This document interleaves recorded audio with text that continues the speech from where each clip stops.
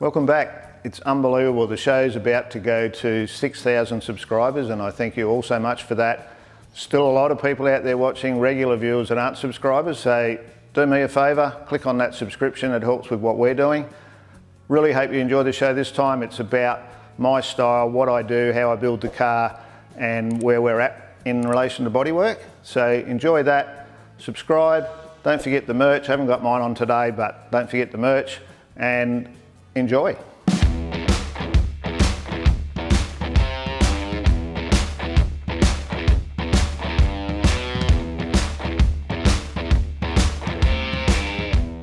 So I've decided to go through fairly in depth about panel gaps. I mean, panel gaps has become the trendy word, but I think it's more about gaps and panel alignment. And the front of these Falcons are always difficult because there's so many different variations about adjustments and where they can go and what they do. So I decided to do this whole episode just on the front of this car, and the reason for that is that I'm very much known for my style, and trying to put my finger on what I would class as my style of build is really about trying to make a car that was mass produced back in the day where the tolerances were very wide and not every car looked the same, even to the point that they were that different and that diverse in the way they were assembled, whether it was a Friday car or a Monday car.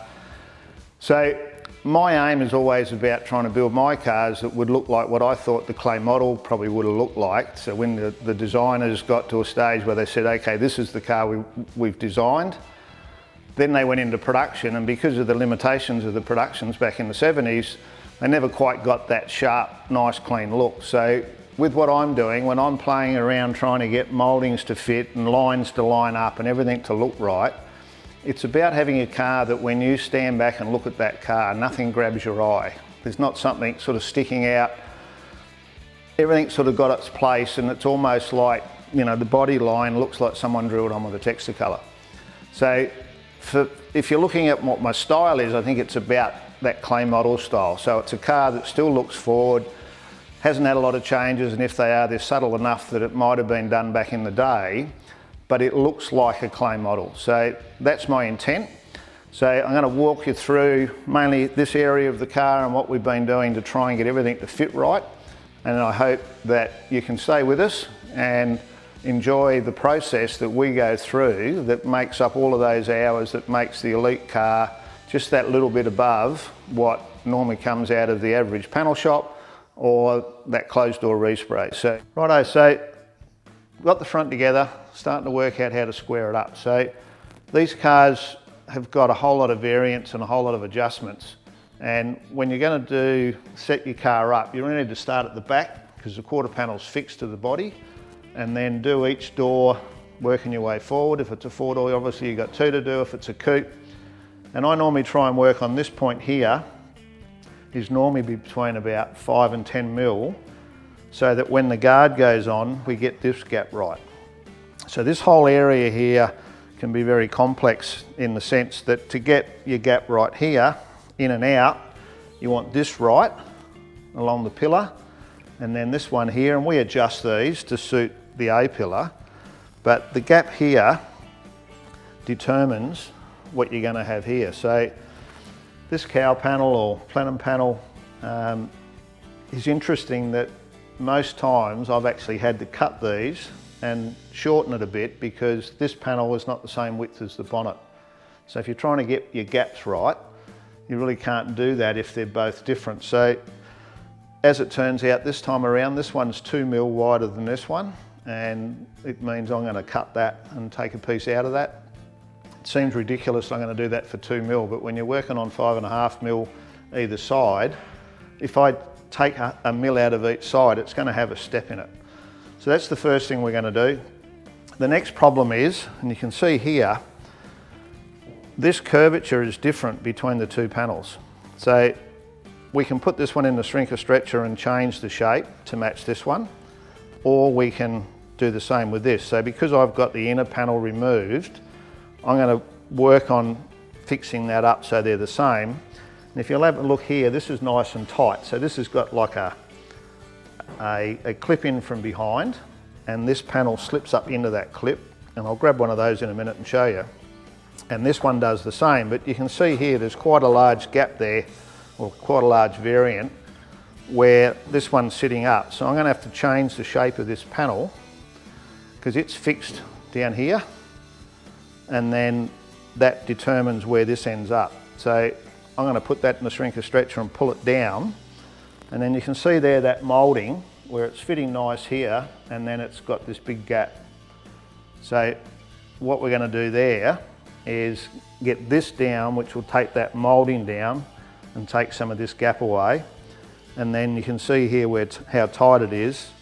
We'll cut probably a little bit off both of those, but I need this down lower to get down to here so that all that moulding fits.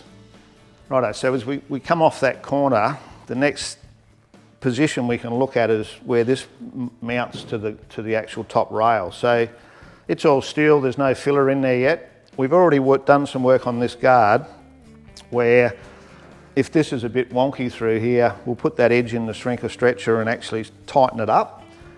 And then you can see here I've actually put a spacer under this panel to get these to be the same. So I can't change this point because it's steel. This is sitting on it. Can't change this height, so it means I need to lift this up. So I'll probably put a skimmer filler in there just to hold that up. And then once I've got myself worked out, we'll work out where these holes are and we'll put some nut certs in there where normally they're just self-tackers from the factory. So when we come down along here, we've straightened this up, and where it goes through here, normally there's an overlap of this radiator support panel on the standard car, and there's a step in this. So I've already hammered this one down, and you'll see over the other side where it sits up. So we've knocked that down, and then you can see the bits and pieces up and down. So I've been putting those in the shrinker stretcher on the other side to get that nice clean look through there. So that's that next process.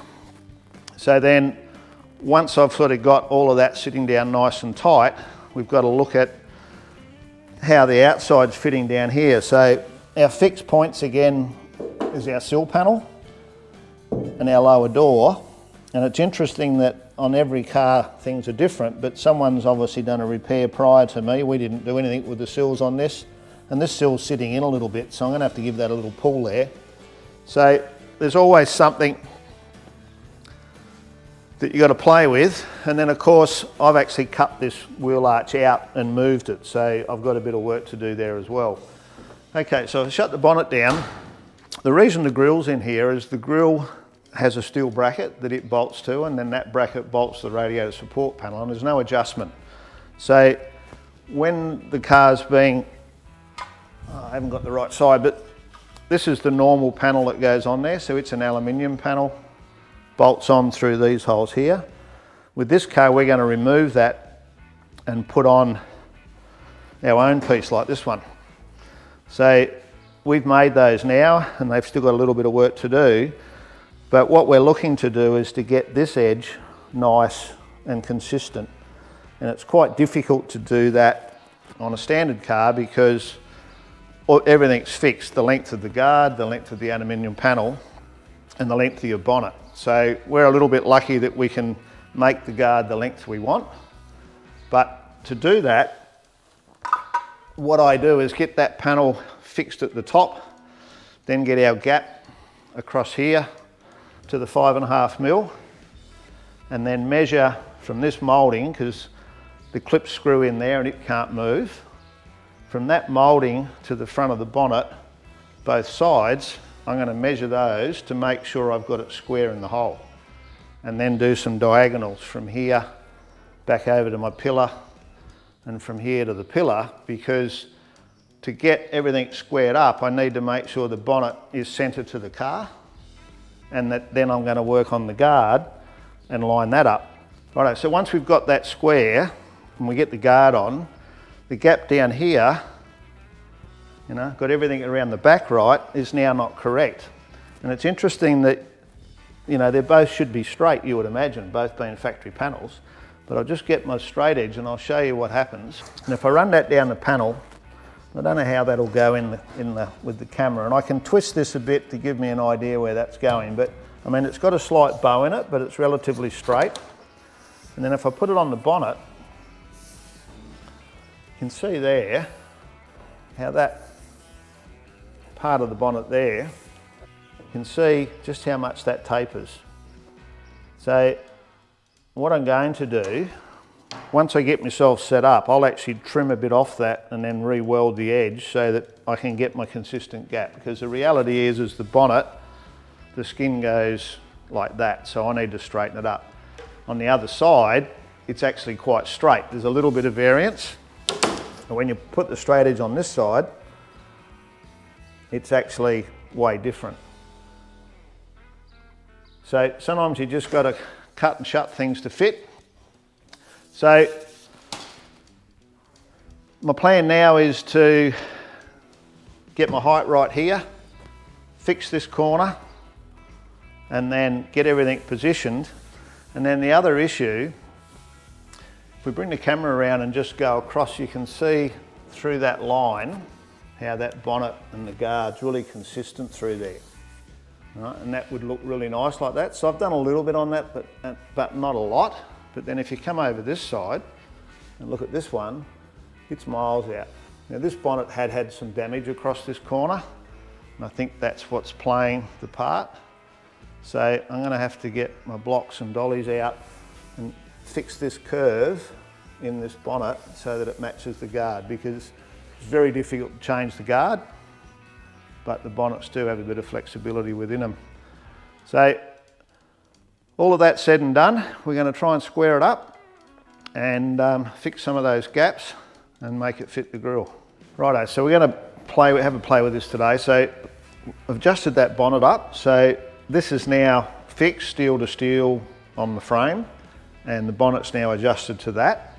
And then with my trusty little block, you can see here that that's pretty much level. So I've got the little spacer under there, and then as we go along, we've got some variance. So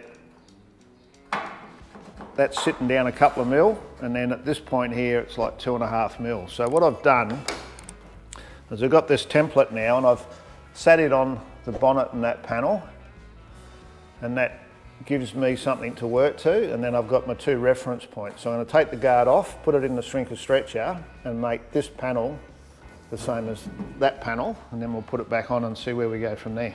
So this panel, we removed this, I don't know, last year probably, so it's just sitting back in the original position with the cleco, so I'm going to take it out, that'll enable us to move this. So if you're doing one of this model car, it's really worth taking these out because they rust here, and this has had a piece replaced on there where they rust. But in behind that, it's definitely worth taking the time to take that out. It's got, 1, 2, 3, 4, 5, 6, 10 or 15 spot welds, and it'll come out, you can repair it properly and put it back together.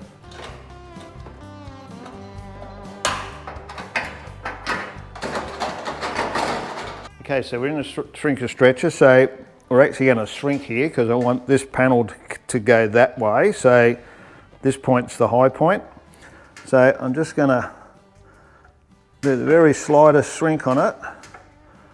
Just go to you, Darren. Yep.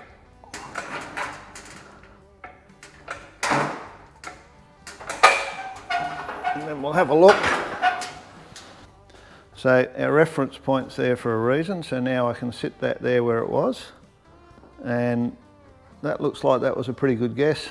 I'm reasonably happy with that. It's like a little bit, tiny bit there, but I mean, I reckon I'm going to bolt that on and give it a go. So just one time lucky, I think. That's pretty good. I'm just hanging on to it and sat it on there. It's good here, and I'm good all the way to this point. So now we're just going to get this last bit here and pull that a bit more. So I'll pull it off, do a little bit more of a shrink on that edge, and we should be down where we need it. Righto, so we've been in and out of the shrinker stretcher, I don't know, 6 or 8 times probably to get ourselves to this point. So that's now pretty good through there.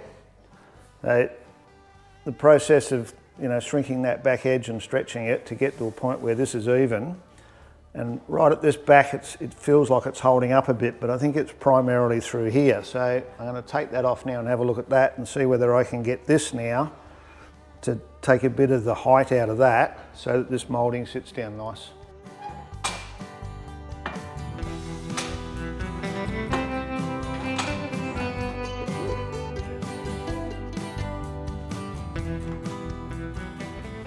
Okay, so this top corner is just sitting up, so I can see with the light here that the actual line, and I'm going to mark that line, runs around here where the moulding sits, and when it gets to about there, that line disappears. So I'm just going to set myself up and put that line back in. And all that is a cold chisel with the end rounded off so that I can use it for panel beating. So that's probably all that needed to solve the problem. So I'm going to sit it back on again, off again, and just see how we're going.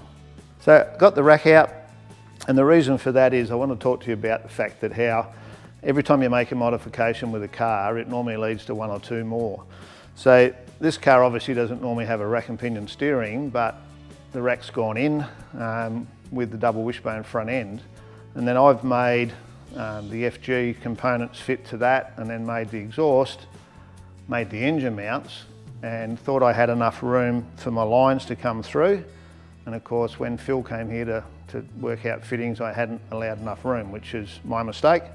So then you've got to find a solution. So fortunately, we've been able to drill and tap some threads in from the side and run the fittings coming in a different direction, and then we'll plug the original ones off. So a lot of times in building these cars, it's one thing leads to another, and then finding a solution for the problems. Well, the sun's out, and I didn't have a lot for Astill Design Extra this week, so I thought I might put the lawn back in because it's been a while. And still got clover, but I mean, I haven't sprayed it, so I can't expect it to be any different. But it's looking pretty cool, and I thought I'd just show you with it half mown, because most people say, why are you mowing your lawn? And I go, because it needs a mow, but it looks almost nicer without the mow. But the whole reasoning is to keep it down, and I normally cut it on about 10 mil, so I'm going to check in a minute and see what it is set at the moment. But the old Rover really wants to go up the limb and get a bit of a tidy up, but we just give her a service, give it a plug and an air filter and a bit of oil. But the sun's out and it's looking pretty spectacular. That's the weather, and the lawn's not looking bad either. So just checking that blade, I'm running at about 15 mil. So it's not too bad on the old Kaikiri. So starting next week with Astill Design, we're going to go out of the shop and go and visit some other people, see what they're up to, especially leading up to Summernats. So first port of call will be my neighbour. So Dave next door has been LSing a Commodore and doing a pretty slick job. So I'm going to check that out with him and bring that to you and just show you what happens in the neighbourhood. So that'll be next week.